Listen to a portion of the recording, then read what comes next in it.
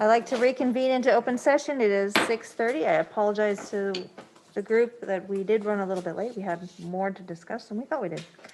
At this time, I would like to report that no action was taken in closed session and invite everyone to stand for the Pledge of Allegiance. Salute and pledge. I pledge allegiance.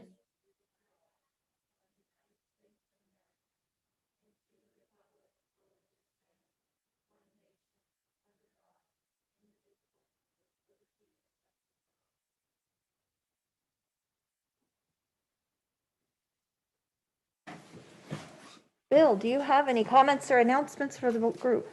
No, I do not. Do you have any comments or announcements? I can figure this out. Discussed the Ophir Elementary parking lot situation with Spencer, and it was quickly resolved, and I really thank Dr. Holtum for kind of nipping that in the bud, because it was a really big issue for the pickup line over at the school. Very congested, and we've since resolved the situation over there, so thank you. Thank you, but the credit needs to go to the principal and staff, because certainly I was working with them, but they're the ones who ultimately came up with the resolution, and so the entire staff and Yes. and Teresa really deserve the credit. But I did go over there and sit in the traffic and get a bird's eye view, and we had some changes, and a lot of people made suggestions, and including you, and I passed those along, and so it thank you very much. So yes, credit to Ophir School Elementary, Teresa, and all the staff over there for handling that for the parents and the kids' safety. Thank you. Sharon, do you have any comments or anything? Yeah, I attended my first California School Board Association Delegate Assembly over the weekend, and it was very informational, from the state budget revisions, legislative updates. We had breakout sessions with a variety of different districts to talk about summer plans, share best practices. But one of the most valuable components for me was the guest speaker. Her name was Heather Huff from PACE, the Policy Analysis for California Education. And the title of her talk was COVID-19, the Educational Equity Crisis and the Opportunity Ahead for California Schools. And she addressed what we can do as a district when we return to school in the fall, a restart, a refresh, to come together as a community and to help heal before we start the process of jumping into the just learning mode. That our children and our staff are going to need time to build that community and to heal together. And she had some concrete ideas for that. And I have her PowerPoint, and I will be sharing that with Janet and Spencer. But I found it very valuable for myself, and I hope you'll find something that can be useful for our district in it. And I just want to thank the board for allowing me to represent you on this, on the California School Board Association. So thank you. Thank you. I'm just so happy to see everything returning back to normal. It's peace of mind, and it's like the entire community is finally breathing a ginormous sigh of relief that we have at least some element of light at the end of the tunnel. So I'm very excited to see all of you guys again. Pam, do you have any comments or announcements today? Oh, there we go. I have a couple. First of all, I want to, rushing it a little bit, but pre-congratulate all of the graduates for Ishii and Central. I know that they're all getting ready and, ready for this. And I look forward, I probably won't get an opportunity to congratulate them on, is it the second or the third but I will be there. So I want to just make sure that gets into the record, that congratulations to all of those students. In the next section, we are going to have some recognitions, but I would like to call it just for the record, to Shelby Vance, good luck, best wishes. Really sorry to see you go. Stanford's going to miss you. OETA is going to miss you. Orville Elementary School District is going to miss you. And same with Kate Will. Stanford's going to miss you. And we're, and that's a retiree as opposed to someone who's leaving. So I just want to make sure that those got in the record. So thank you for your service, both Shelby and Kate. Spencer, do you have any comments or announcements? I do. Thank you, Madam President. First of all, I'd like to thank certificated and classified staff. Last week was certificated or week of the teacher, and this week is our classified, and wanted to let the board know that the district provided lunch for everybody involved on different days at different school sites.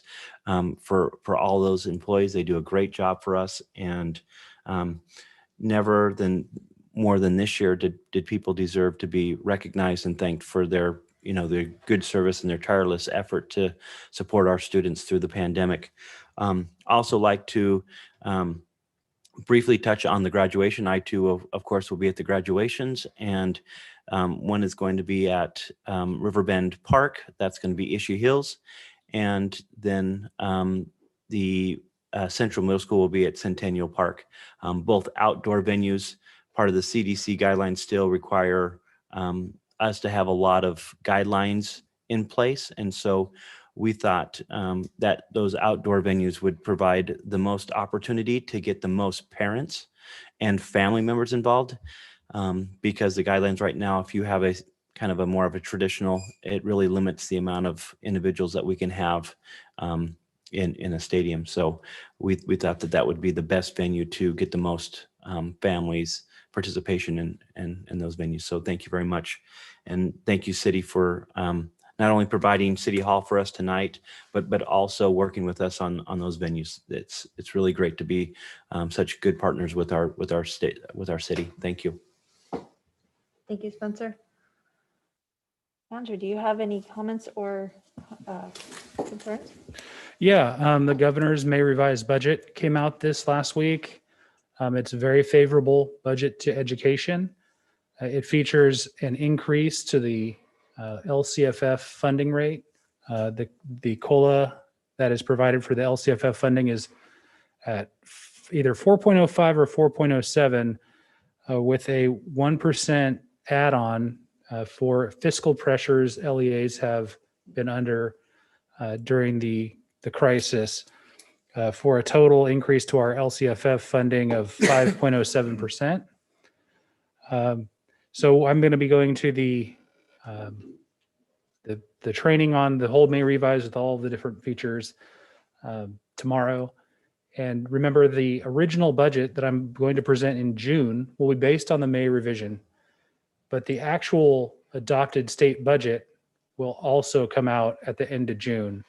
And the first interim will be based on the actual adopted state budget. So original budget is based on the May revision, which is the governor's proposal. But the legislature is yet to put their thumbprint on it or make any changes they might want. So if you look at last year's governor's proposed budget compared to where we ended up in June, they were very different.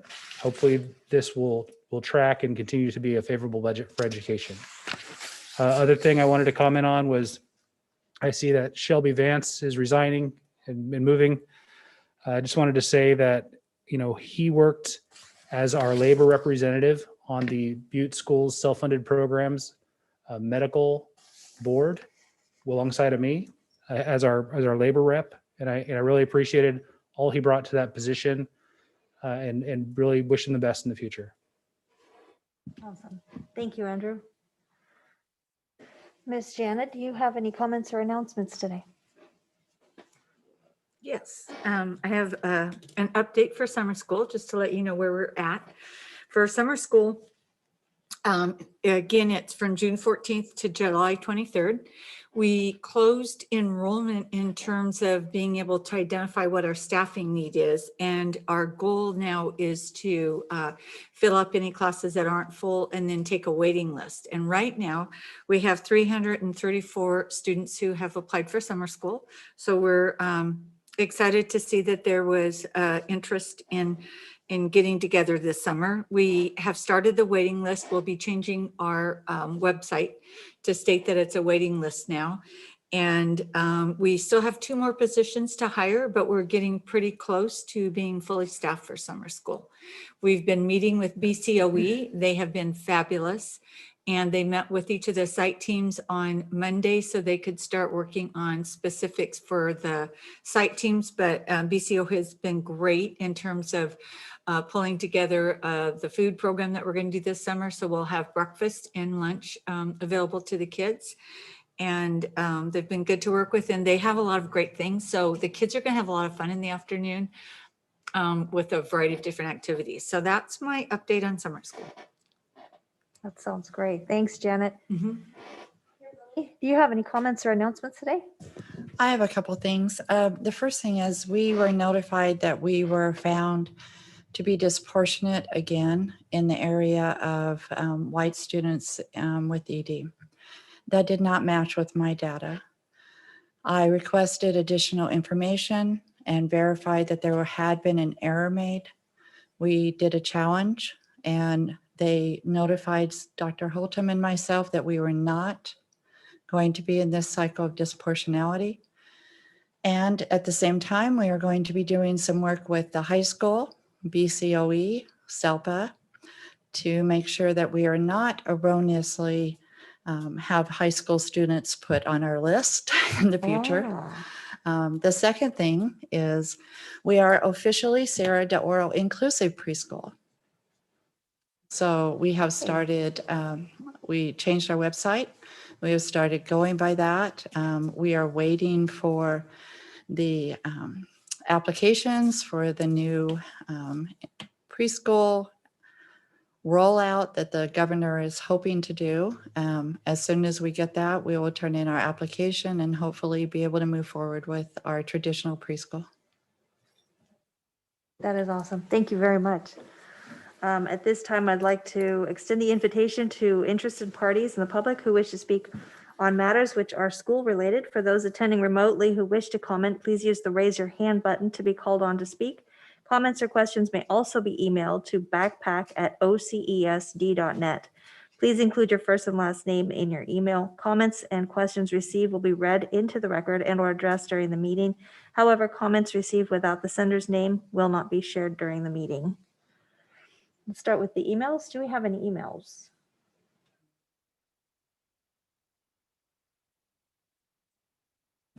We do not have any emails. I do not have any emails either. Thank you.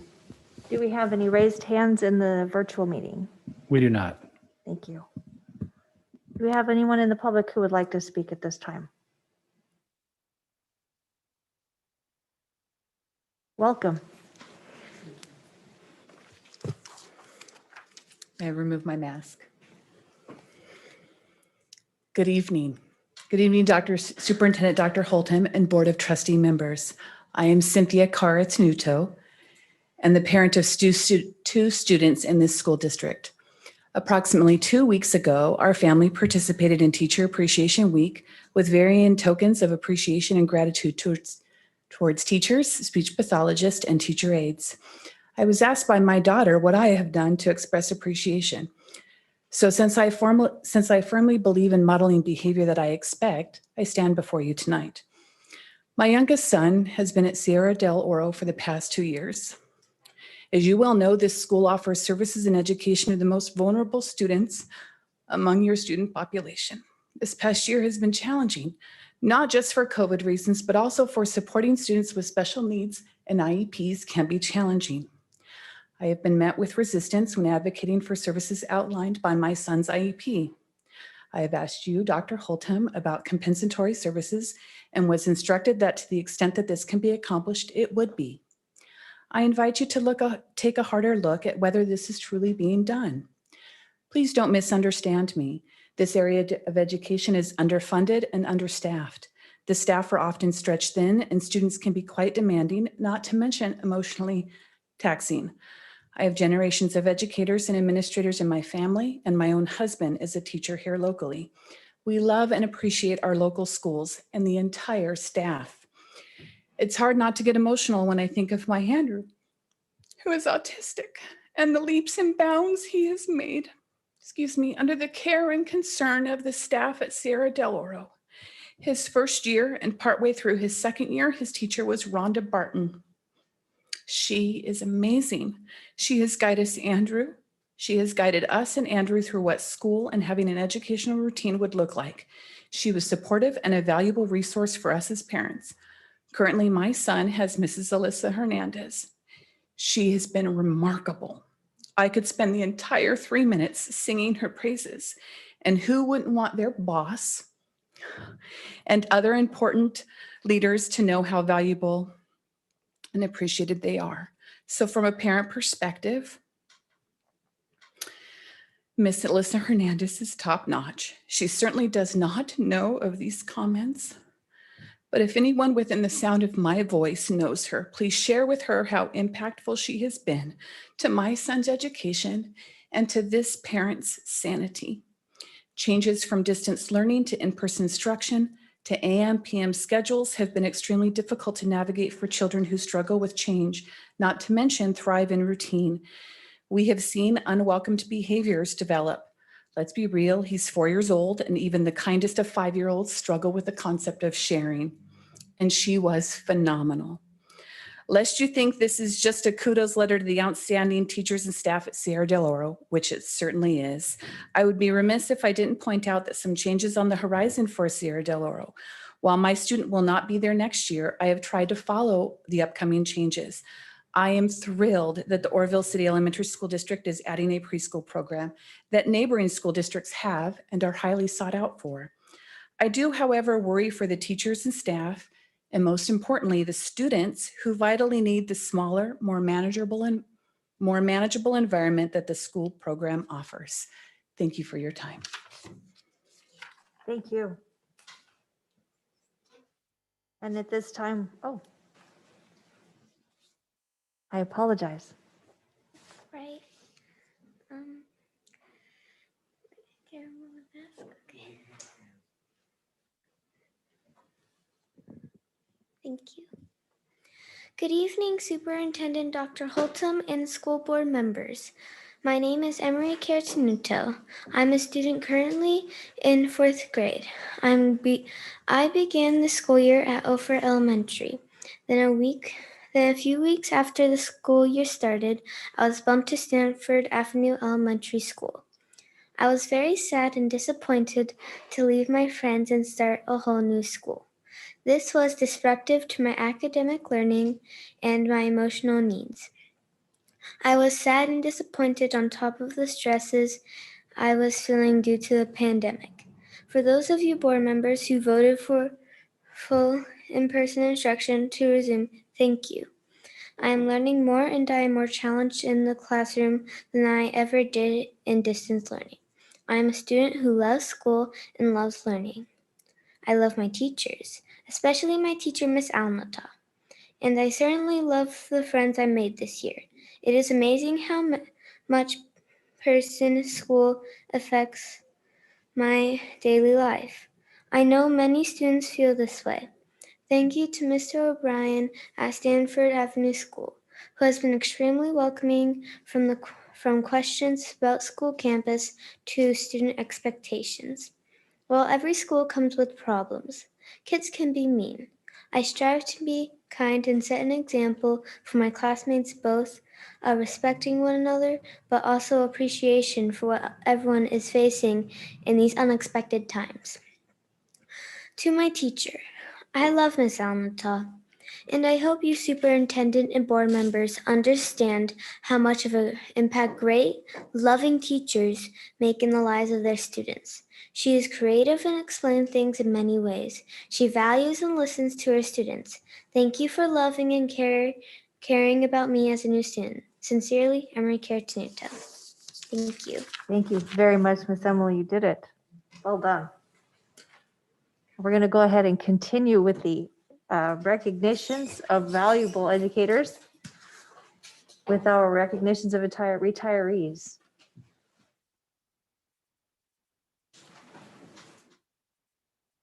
Thank you, Madam President. We do have several retirees that we'd like to honor this evening. none that I see that are in person, but we do have recognition apples.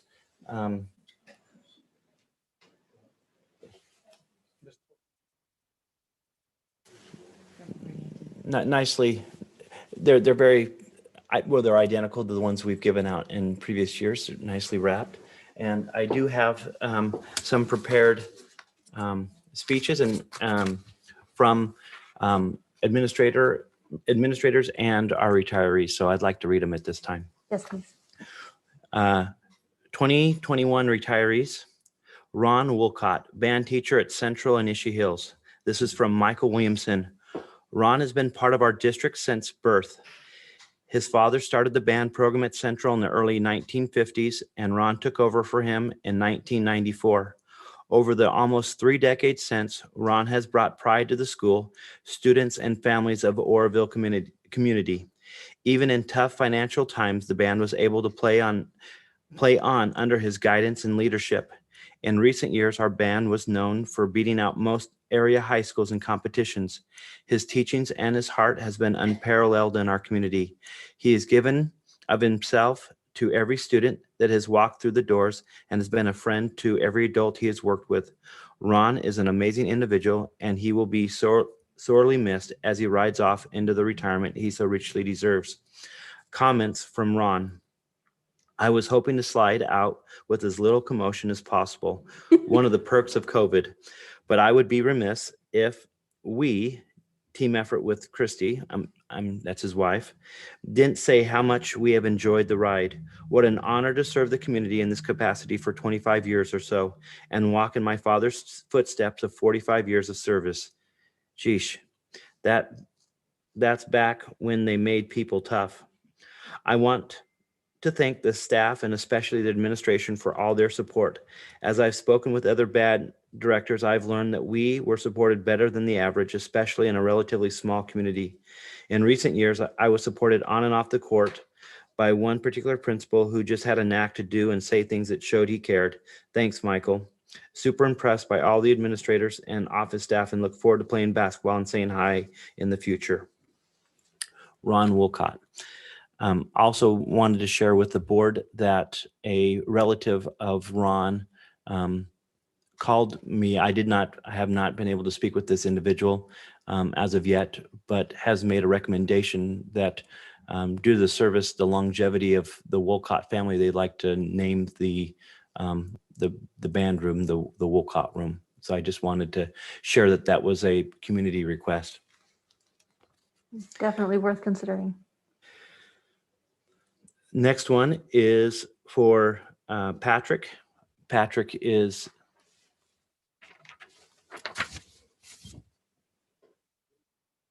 I'll read yours. Patrick Wood, computer technician for OCESD since 1999. To start, Patrick Wood is a friend to everyone who knows him, and his calm, happy presence will be missed by all of us. When asked about a special memory of Patrick, Chewy Dugans wrote, "Every time you get a call from Patrick, he will say the same thing. What you doing? Not hello, or this is Patrick. It's always, what you doing? And I will always answer, working. What are you doing?" A Patrick thing I will miss. Over Patrick's 21 plus years at OCSD, he has personally taken care of OCSD through many technological changes, having a huge impact on OCSD students and staff. When Patrick started in 1999, computers running Windows 95 were reserved for those fortunate teachers and each school's computer lab, if they had one. Now, every OCSD school has a computer for every student in every classroom with a massive interactive screen at the front of each classroom. Patrick has installed, updated, upgraded, supported, and replaced practically all these computers and devices.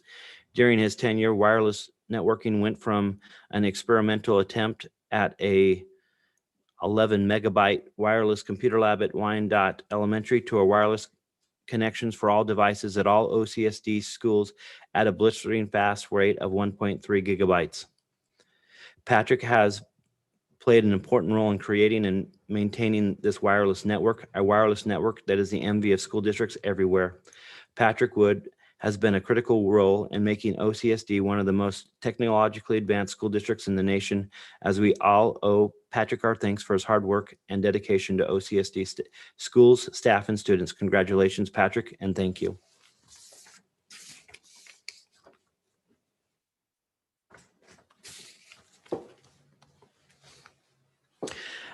The next one is Cinderia Lloyd, Instructional Assistant at Oakdale Heights, from John Betancourt, Principal.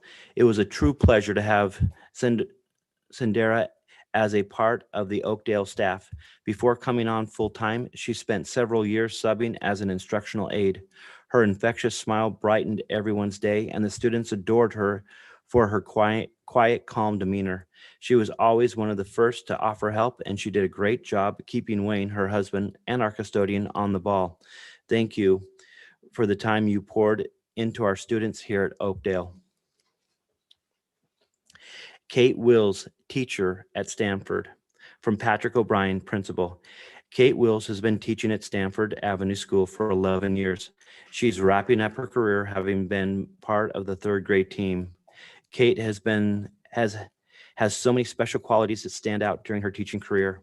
Kate stays upbeat with her students under all situations, and she makes a point of building a special bond with each student in her room every year. She enjoys teaching all subjects and is the teacher that comes in early and stays late in order to make sure our lessons are all prepped and ready. Kate also enjoys outdoor science with the kids and makes a point of including those lessons in her plans yearly. She makes sure all students receive individualized instruction tailored to their needs and is in frequent contact with her parents all year. Lastly, when we do school beautification on the weekends like painting, she always comes and helps out. Kate will be missed at Stanford Avenue School. Comments from Kate Will. I enjoyed my years in the district, first as a parent volunteer, site council, subbing, and then teaching full-time. I'm thankful for the wonderful quality people I've worked and made friends with. Thank you for the recognition of my work.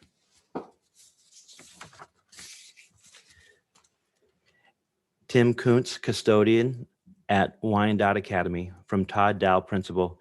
Tim was a part of Wyandotte for many years and has seen many staff and principals come and go and outlasted most of them. Through all the years, he has remained calm and steady through all the ups and downs. We hope that his retirement is more enjoyable than he thought was possible, and he gets to spend lots of time with his grandchildren. Erica Wenzel, cook at Wyandotte Academy, from Todd Dow, principal. Erica was a fixture in the kitchen for many years and made millions of tasty meals for our students and staff. You could tell from her interaction with students and staff that she enjoyed working in the kitchen at Wyandotte. We wish her good health for her and her family, and lots of time with her grandchildren and some trips to Germany too. Congratulations. And that concludes our recognitions this evening. Thank you so much. Thank you. At this time, the board would like to extend the invitation to interested parties who wish to speak on items that are listed on the agenda. For those attending remotely who wish to comment, please use the raise your hand button to speak. Comments may also be emailed to backpack@ocesd.net. Please include your first and last name to your emails. Comments that pertain to items listed on the agenda will be read into the record during this time. However, comments received without the sender's name cannot be read. The Brown Act does not allow the governing board to discuss or take any action on items that are not posted on the agenda. Do we have any announcements from emails? I do not. Any raised hands? No. Anyone in the group would like to speak? All right. At this time, I'd like to move on to the consent agenda. Does anyone have any comments or questions about anything on the consent agenda?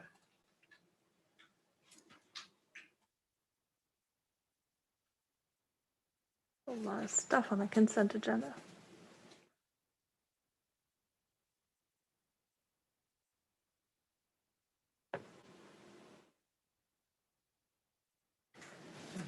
Okay.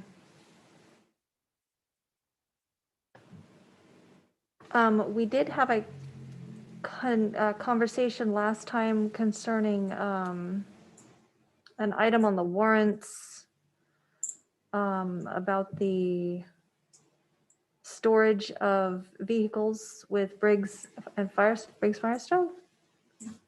Were we going to continue to do that? I can kind of speak to that.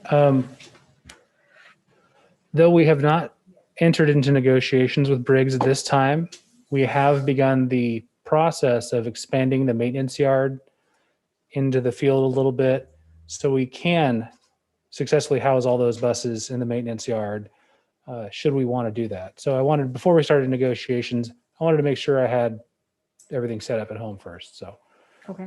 that's where we're at in that process, and it has begun. They are putting up the fencing. They're at Central. So it's just we're in process. I saw the list of supplies that you were gathering from the list on the warrants. Yeah. Yeah. Lots. What else was I going to ask you? Oh, the storage unit. Mhm.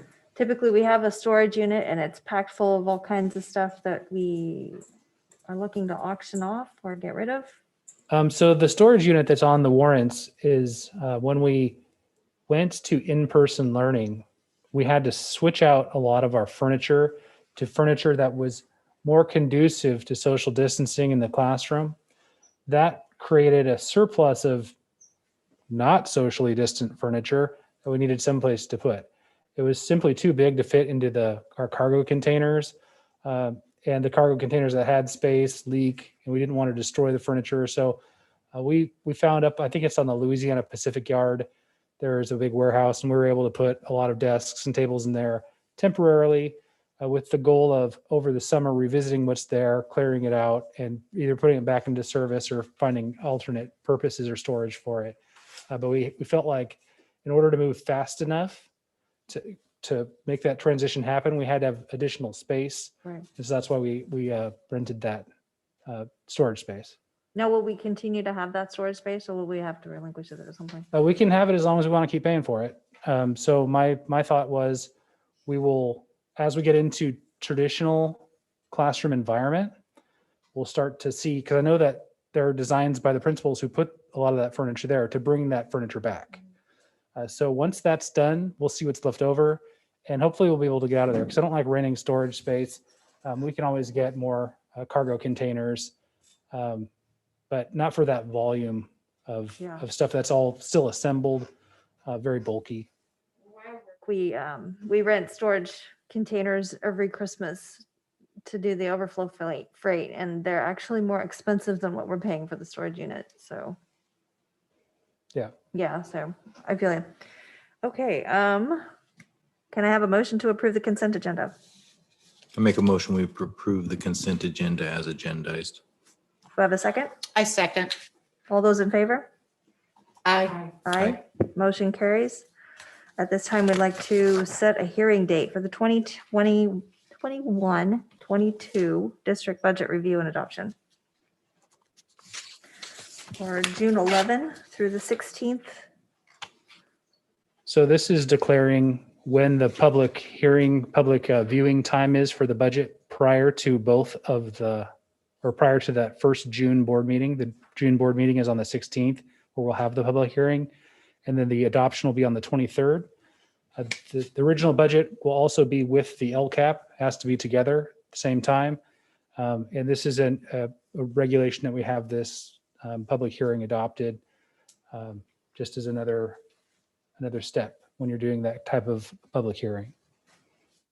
So it's nothing that's not already on the calendar. This is just what we got to do to make it official. Motion to approve? Madam President, I recommend that we approve the agenda item of setting the public hearing dates for Thank the you. district budget review and adoption. Second? I'll second. All those in favor? Aye. Aye. Motion carries. At this time, we'd like to adopt and review a revised board policies and approve the revised administrative regulations. These were very thorough. Do we have any comments or concerns? Go ahead, Janet. There you go. Okay, this is a continuation of the work that we're doing with the DOJ. So this month, these were the board policies that they had selected for us to make sure we had revised and rewritten, and then we have another set will come next month. It's a plethora, it's a variety, so you see that there's some special ed in there, 504, sexual harassment, vandalism. It's kind of a wide variety of things, but they still have the same common themes running through them, where they're really looking at it and making sure that we are providing a very inclusive environment, and that it's very supportive, and that it is really developing relationships and making sure we're trying to do things in a very respectful and positive way. Thank you, Janet. Mhm. Did you have to make a lot of revisions on any of these? Well, it kind of goes through a process, and yes, there is quite a bit that was changed. And so what we start off with is Kim spends a lot of time, and she goes into Gamut, which is the company that we hired that shows all the changes. Then after she goes through Gamut, we send it to the DOJ, and then they send it back to us with their comments. And then we end up either in phone conferences, or we'll send something back perhaps. And then we come to agreement. There is quite a bit of change in some of these policies. Some of it has to do with just Gamut, updating it. It seems like with the DOJ work, it's getting to be a pattern. We see the same verbiage starting to come in on a lot of the different policies. Good. That's kind of, it seems kind of consistent. So I was looking over at Kim because she's helping do all these policies and writing them up. Is there anything, Kim, that you would want to add to that?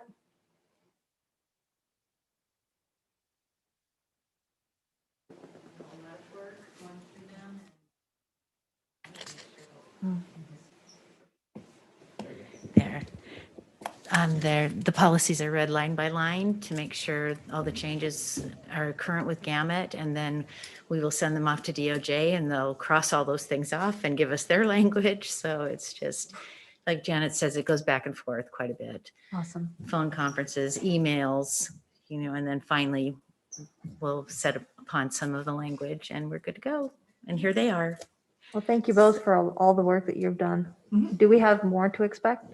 Yes, you do. Okay. And you'll see more next month. Awesome. Then it will kind of wind down a little bit after that. I think next month is going to be about 25, 30 of them. And then after that, the next month will be smaller. So we're halfway at least. I really appreciate the effort that you and Kim have been putting in the time, because I was able to read them all this time, and I do see that common thread of inclusion and equity and respect, and I appreciate that it is part of our policy, something that we're striving for, that's something that's important to us, that we're putting down in paper and solidifying. I'm curious, though, how this will be presented to staff. Are they expected just to read it all? Will there be professional development? Because some of this is different. There's a lot of extra things added that it seems like everyone needs to be aware of if this is what they're expected to do. Mm-hmm. So what's the plan to get the information disseminated to staff? So the plan is developing. It's in development. Totally aware that we need to get the message out there. But it would be very difficult to get everybody to read all the policies. So I think that what I've been grappling with is how can we do it by the themes of what's changing, so they don't have to read everything. But it will, when we come back, we'll start with the administrators, and we are definitely going to go through the policies with the administrators. And then we're going to help them on how we're going to disseminate it to staff. And I think to do it all at once, I think we'll do some themes, but I think it's way too much to do all at once. So I think my thought was kind of to chunk it a little after we kind of present some themes. We have to, by DOJ guidance, we have a set of policies that have to be retrained every fall. And so those will be the first ones that we'll go through and get those done first.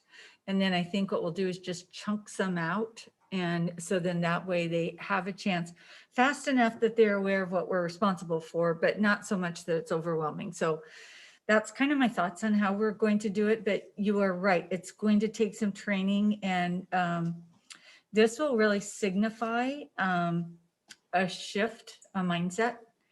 And so I've been thinking a lot about it, but I haven't really landed with exactly how I'm going to do it. Do you know if the discipline policy will be one of those first ones that they're required to learn about more? Do you know which those? They have to, that one it needs to be, because that will, at the beginning of the year, the staff writes new rules in their classroom. And they talk to the kids about behavior and expectations and all that. And it kind of plays in with it in terms of how that's going to go. So that one will be actually, from a teacher perspective, that probably is going to be one of the most important ones. And also the bus conduct, just so the kids that are riding the bus, although it's going to apply more to the adult probably than it will to the child, but I think they need to know that. And then we have the ones that we always have to bring each year. That'll go to the first staff meeting, and then we have to sign off on that. So yes, discipline will need to be, that'll be their top priority. Great, thank you. Any other comments or concerns? May I have a motion to approve the revised board policies and administrative regulations? I move that we approve the revised board policies. Thank you. Second? I second. All those in favor? Aye. Aye. Motion carries. Thank you. At this time, we would like to move on to approve OCESD Expanded Learning Opportunities Grant Plan application. Andrew? That is actually mine, because we are working together as a cabinet to ensure that we are all have our opportunity to write grants and plans and policies. And I see it was your turn. and I was helping out Janet because this would normally come out of the curriculum office, but I told her I would happily take this off her plate because she's doing quite a bit of heavy lifting over in her office. But this has to do with some of the new funding that we are receiving from both the state and federal levels. And they want to know how we're, not in every aspect, but they want to know how we're spending some of our extra money and how we are working to close the gap, the achievement gap, and the academic pieces that we are now getting money for. And so this plan has a lot of the things that we've talked about in past board meetings. For example, summer school is part of this. We're looking to add counselors. We've hired some teacher specialists for both the academic and the behavioral piece. That's part of this grant. Extended instructional hours for our instructional aides. That's part of the plan. And as you look through the plan, there's a lot of other things. Those are kind of some of the bigger highlights. But most importantly, they want to see that we're using the money to address the pandemic need of closing the academic gap and trying to make sure that we're serving all of our kids, not just this or that.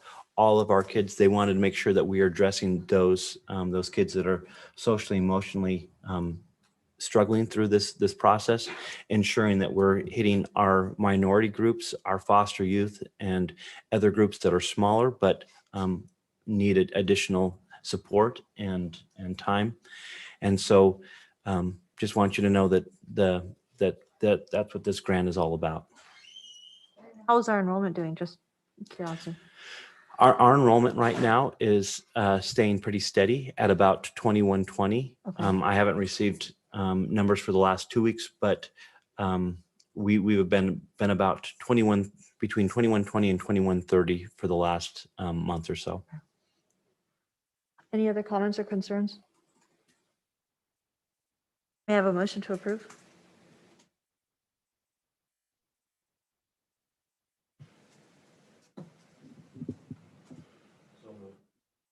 Second? All those in favor? Aye. Yes. Aye. The motion carries. And Madam President, I also wanted to include, I forgot to include that this will be working hand in hand with our LCAP and other educational programs to continue to support our students and staff Good and deal. families. Adoption of revised calendar for administrative management employees. This is basically just a list of days that you So- guys will be working. There's two items on the board agenda tonight that relate to this.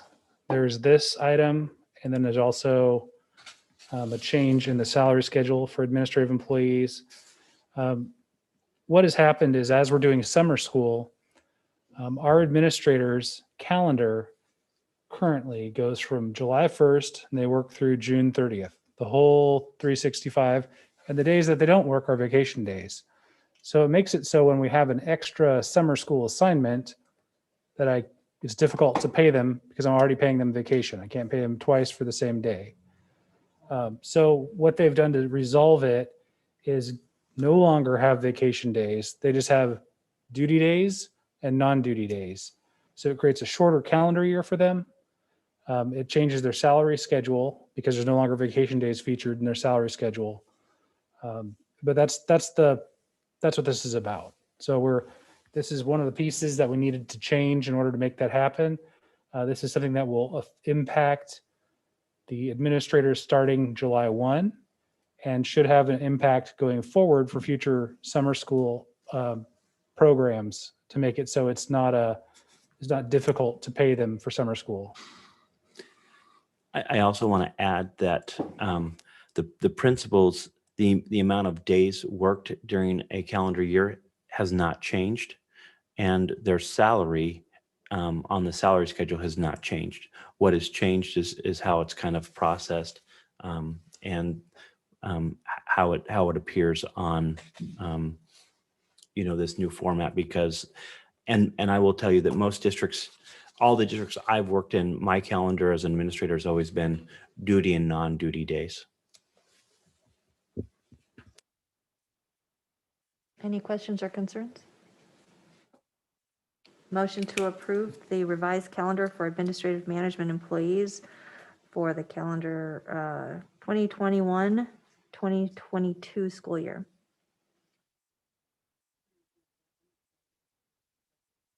Second, Second, all those in favor? yes. Aye. Aye. Motion carries. Review the OCESD 2020 and 21 year-end report.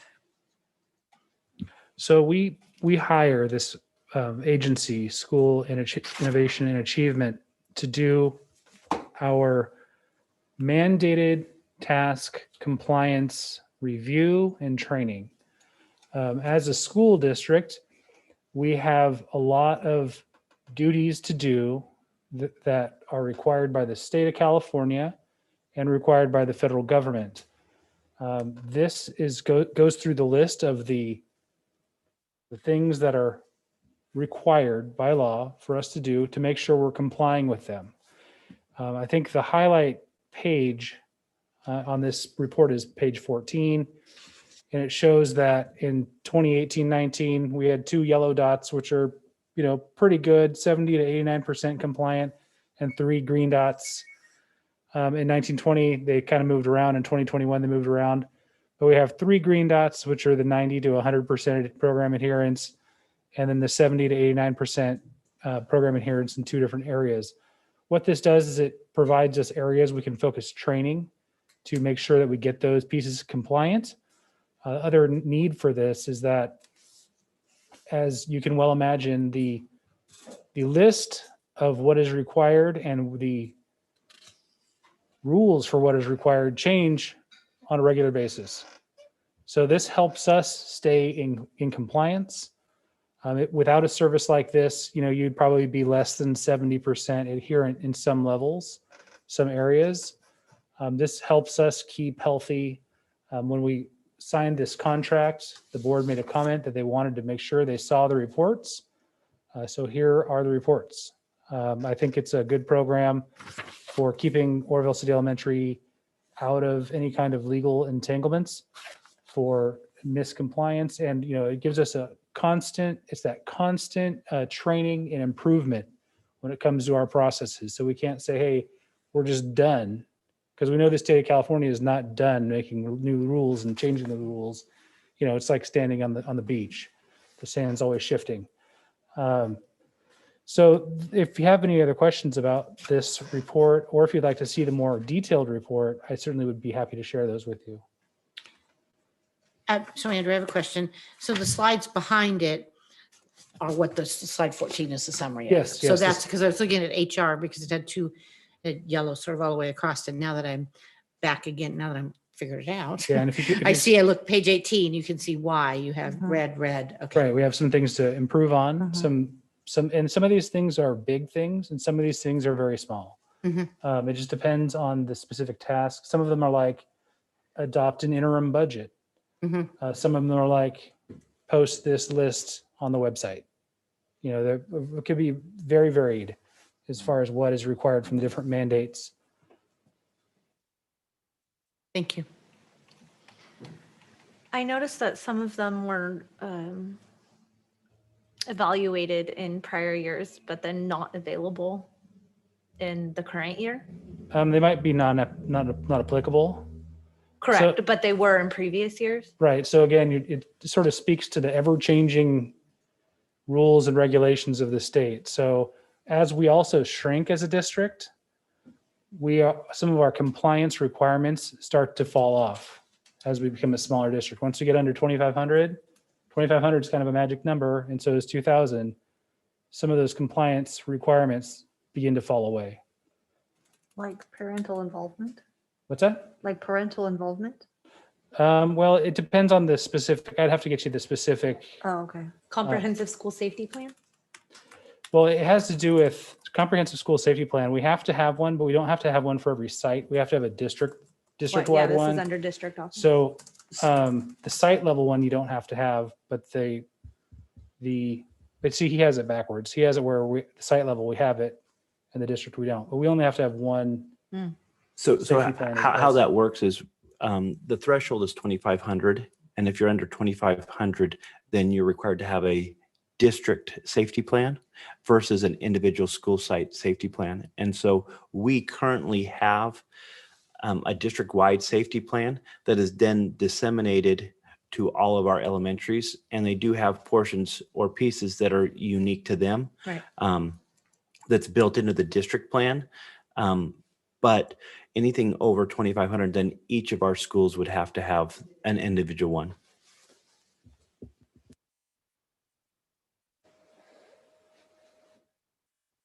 Any other comments or concerns?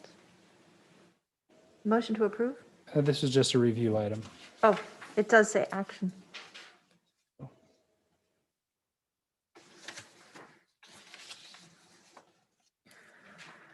At this time, we'd like to move on to adopting resolution 2021-12, release and non-reelection of certificated long-term substitute and temporary employees. Thank you, Madam President.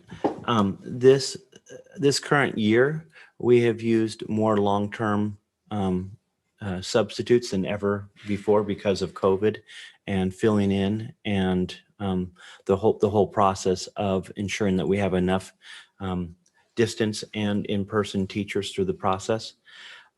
These individuals are credentialed substitutes, which allowed them to work in their assignments for a very long time.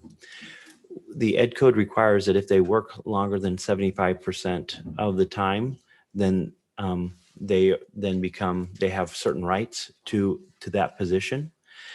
It is not our intent to hire them as full-time people. And so at this point in time, we are non-reelecting or releasing them, and they will go back into our substitute pool for next year. Do we have any comments or concerns? Motion to approve? Madam President, I move that we approve the resolution as agenda. I saw it on the agenda. Second? All those in favor? Aye. I Yes. Motion carries. Declaration of need for fully qualified educators. Thank you again. That's a personnel item. And this gives me the right to hire and look for individuals who might be on a different educational path than a full credentialed person. For example, a intern who has met the requirements of a BA and is in a credentialing program through an accredited program in our area that we have a contract with, for example, Chico State or Brandman University. And this allows me to hire or look at teachers that are not fully qualified under fully credentialed people. And so this allows me the opportunity to do that. We have 15 on here. I don't expect to hire 15 non-fully credentialed or qualified people, but this just allows me to do that, or without going back to the board and getting permission every time I do that. I do not look for interns first off, but sometimes we need to do that. Last year, we need to do that for special education. This year, we are looking for a band teacher and struggling to find a fully credentialed band instructor that's in this area. And so now I'm working with Chico State band program to see if they have any qualified and fully prepared interns that might be able to come in and fill that role. But interns or STIPs or PIPs or other non-fully credentialed teachers are our last resorts. And we need to go through a process to ensure that we are just, that's not our first go-to. But I will share with the board that, for example, the band position, I've offered 3 different individuals the position, but because of where they live, they received job offers closer to their homes, and so they've declined it. And so that would necessitate our need to look at interns, for example. Will we be looking also other than just Chico State? Yes, but typically I'm working locally because the reason, one of the issues that we've struggled is because people who've applied for our positions are outside our county. And then when it comes down to it, they're not taking the job because of a commute or happen to relocate. So I'm trying to look local because I'm hoping that those people won't need to relocate, or we're well within driving distance of where they're going to school or where they come from. Okay.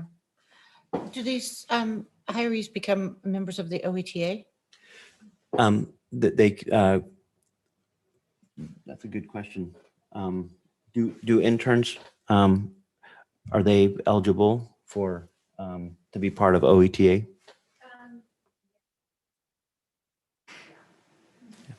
So they would be represented and have PERS, and I mean, so they become part of that whole. They do. Interns do get a regular Okay. salary. They do receive benefits. So being hired without the necessary certification doesn't preclude them from being part of the overall organization. Okay. It depends on the credential.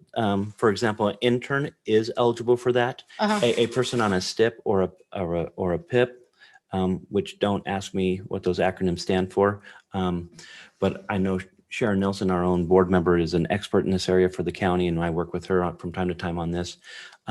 Those people would not be eligible for because they're not in an intern program.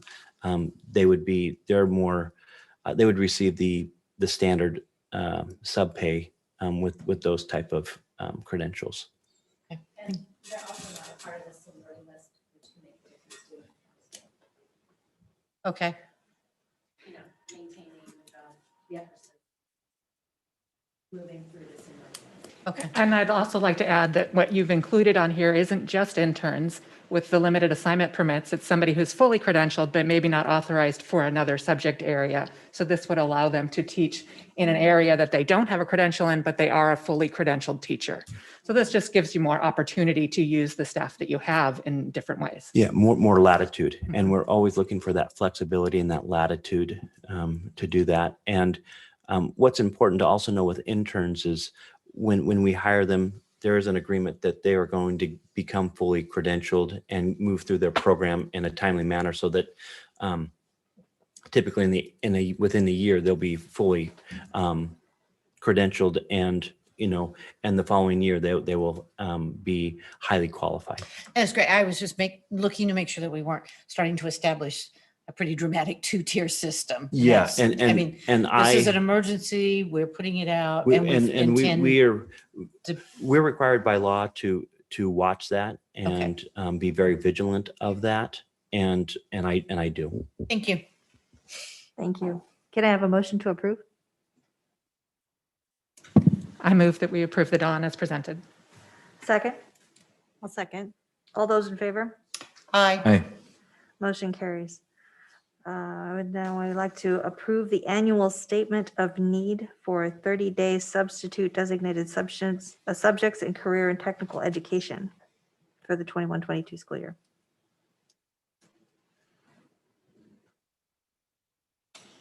Spencer, is this something, Mike? Excuse me, I'm pulling it up, but Oh, perfect. so it is recommended that the annual statement of the need for 30-day substitute and designated subject career technical education 30-day substitute teaching permit for the 21-22 school year be approved as presented. Thank you. Any comments or questions? Motion to approve? I move that we approve the statement of need as presented. Second? I second. All those in favor? Aye. Aye. Motion carries. Approve the 20% leave of absence request for Kimberly Tyler. Thank you. Kimberly Tyler is our Director of Special Education, and she is what I affectionately call downshifting. She's going from 5th gear to 4th gear as she moved towards retirement. She has asked the district to move from a 100% contract to an 80% contract. And I recommend that we support that move. Next board meeting, I will be bringing an individual who is part of our district already, who is a teacher that we think is highly qualified, and we would like to be moving into help her transition into administrative responsibilities with the opportunity that Kimberly continue to mentor and support, and that other individual will have the other 20% contract, and we'll bring that next board meeting. But tonight it's approving her 80%. Thank you. Motion to approve? So moved. Second? Second. All those in favor? Aye. Aye. Thank you, Ms. Kimberly Tyler. You deserve a bit of a downshift. Approve the 20% leave of absence request for Heather Sanzone. Thank you. Heather Sanzoni has been a district teacher for several years, but she's been on a shared contract for several years with a partner teacher. She's been teaching with Kate Kaspers at Stanford Elementary, and they've been doing a 50% split for as long as I've been here. Ms. Sanzoni has expressed an interest in working more hours, and she applied, and we accepted. She's becoming the teacher specialist at Oakdale Heights, as she has a passion for literacy and a great affinity towards that, and a very strong teacher. And so she is moving from an 80 or 50% contract to an 80% contract. She still has young children, and she's asking for 4 days a week or a schedule that reflects 80%, so that she can balance that. Awesome, that's great. Will somebody be replacing her in her other position? Yes. Okay.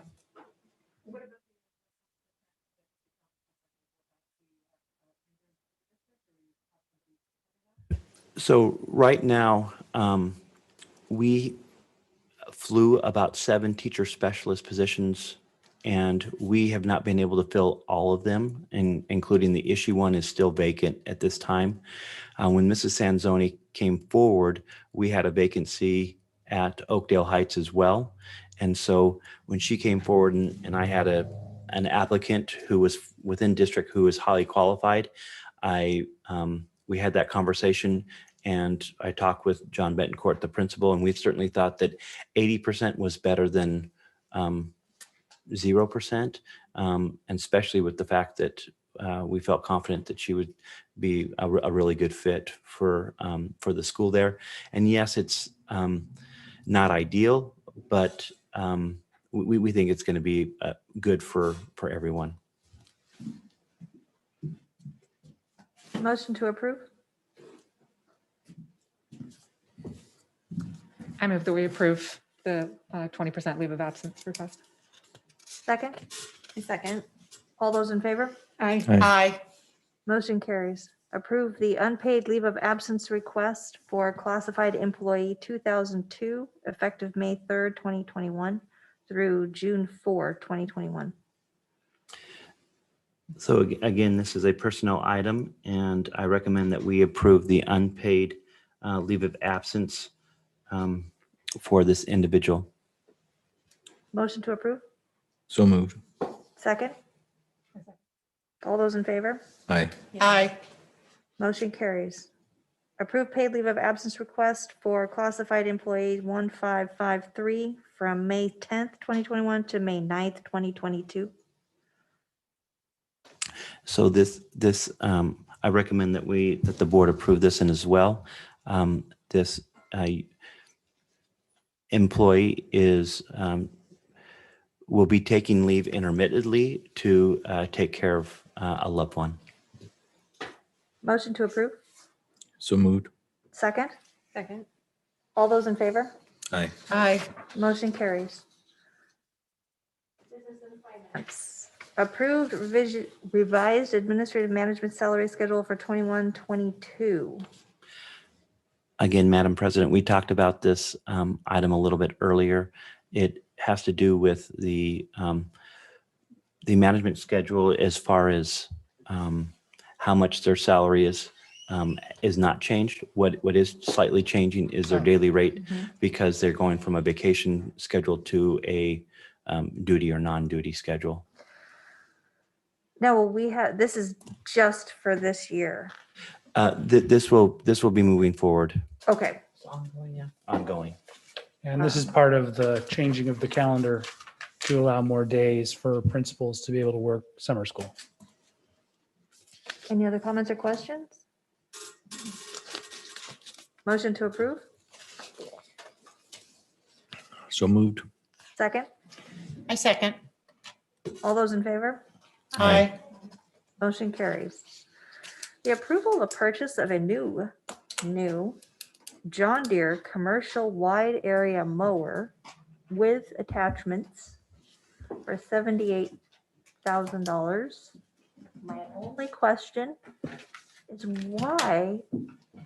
what's the warranty? You wouldn't buy a car for $78,000. Where's the warranty information? Oh, I'm sure there's warranty information. We did look at multiple mowers. The need for the mower comes from the fact that we have some very large fields. Oh, The current mower has a 6-foot path and goes 12 miles an hour. This one has an 11-foot path and goes 15 miles an hour. So that's 230% more effective. Effectively, what you could do in And 3 it's days got a with one shade. mower, you can do in 1 day with this mower, saving our staff an inordinate amount of time on our large fields, like at Oakdale Heights, the field in the middle of Central, Wyandotte, and the Ishii field. For the fields that have a lot of obstacles, you can't use that big of a mower, but this will take care of those 3 fields, hopefully in a day to a day and a half, as opposed to 3 days, which takes now. Is this CMAS pricing, CMAS pricing?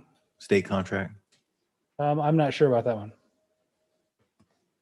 I told my kids and they said, no, yes, it's old. But yeah, that was very interesting that there was 6 or 7 pages of agreement involved in purchasing this, but no mention of warranty information, only of mention of detailed information of how they're going to protect our privacy. Well, your privacy is important, but if you'd like me to come back with With a CMAS tracker. information and warranty information, I certainly can. Or I can email it to you. I think it's more important that we get this ordered now because it's Yeah. difficult to get equipment and. Well, I fully anticipate this will take months and months before it arrives. Is the maintenance on this performed by Valley Truck and Tractor? I believe most of the maintenance will be done by our own staff who are qualified to do vehicle maintenance, as they do right now with all the rest of our mowers. I wouldn't mind seeing that information, but at the moment, I would like to go ahead and ask for a motion to approve. Okay, I'll email that out to you all. Thank you. Thank you. I'd like to also ensure the opportunity that we all get an opportunity to drive this tractor. Absolutely. If you want to drive a lawnmower, I want to try it once. I also have a fence I need painted. It's going to be great. And we're not, I just want to drive the tractor. Does it have a drink holder? I'm sure it does. Radio. It's got a canopy. Got a canopy. Okay. It does have a Motion, we canopy. approve the item as presented. I second. All those in favor? Aye. Aye. Motion carries. At this time, I'd like to adjourn the